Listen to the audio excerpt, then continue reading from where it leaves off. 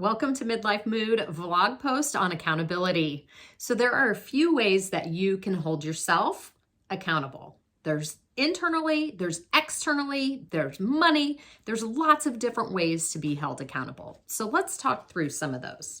The first way is internally. So are you the type of person who is disciplined and once you decide to do something, you're going to stick with it? And if you don't stick with it, then you're disappointed in yourself and you just keep striving to hit that goal. If that describes you, you probably are blessed and cursed at the same time. You're blessed because you don't need somebody else to get you pumped up and ready to go and really keep your task at hand. The downside of that is you're probably very, very hard on yourself if you don't hit a goal. So, if that describes you as somebody who sets a goal and gets it, fantastic. That internal accountability is going to be easy.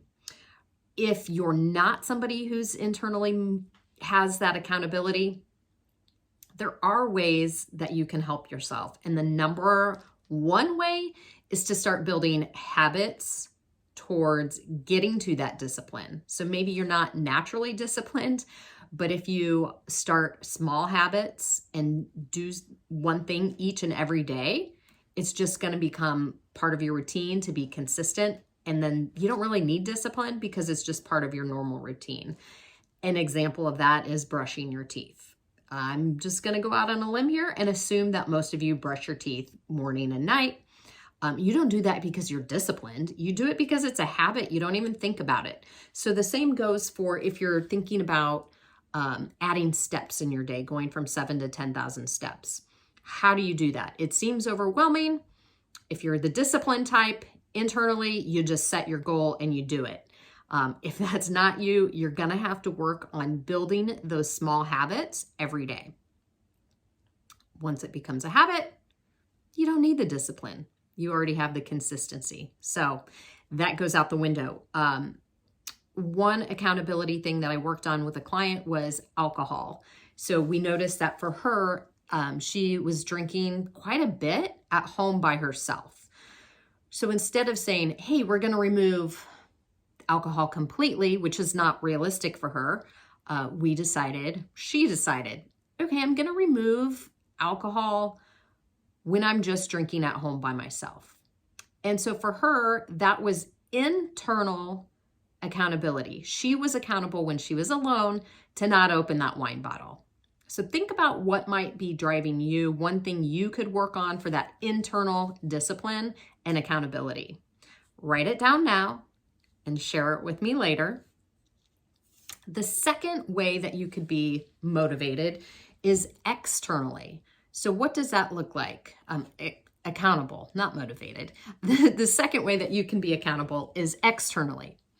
And what that's going to look like is finding somebody that will hold your hand and be there to lift you up if you need it. So this can be somebody like a child, maybe an older child, teenager, 20s, 30s, parent. It could be a friend. It could be a spouse, whomever you choose. And you can have more than one. Make sure that it's either somebody who has the same values and goals as you, as far as nutrition and exercise, or somebody who's going to cheer you on no matter what. That's why I feel like a parent or a child's going to be good at this because they're going to love you no matter what. And they're cheering for you. They're rooting for you no matter what you do, even if their goals aren't the same as yours. A friend is a great option. If you can find a friend who's wanting to improve their health and nutrition, that's perfect. You can check in with each other daily, weekly, call each other, text each other, whatever it is. You can follow each other on MyFitnessPal. There's so many ways to connect with that accountability partner to help keep you on track. Now, I would be remiss if I didn't add that a coach is also a great option for accountability. A good coach will have set check-in times, whether that's one-on-one over the phone, FaceTime, Zoom, Facebook Live, Instagram Live. There's so many ways for a coach to connect. They'll help find out what drives you and what motivates you and help you set reasonable goals and then keep you accountable. So the last thing that I want to talk about for accountability is money. So this drives some people more than others, meaning, okay, if you have the money and you want to invest in something, what's going to keep you accountable? A perfect example of this is MyFitnessPal. So if you're new to tracking macros, MyFitnessPal is an amazing, amazing tool. They have two versions. They have the free version and they also have the paid version. If you are motivated by money, pay the money, sign up for the 1-year subscription, because then you'll be motivated to use it because you spent the money.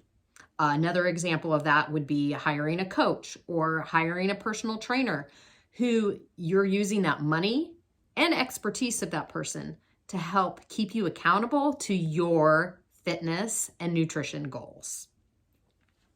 So there are lots of ways to be accountable. You don't have to just naturally have it and be ready for it. You don't have to do everything on your own. That's the great thing. I feel like as moms, especially as moms, we feel like we have to do everything. And if we can't do it on our own, then we're a failure. Not true, especially when it comes to accountability. You have so many options besides just relying on yourself. So decide who you want to be accountable to and who's going to help you reach your goals. If you find yourself in a circle of people who are not helpful to you, you can have control over that. You can be accountable by who you let in to your circle and whose energy you're going to take on.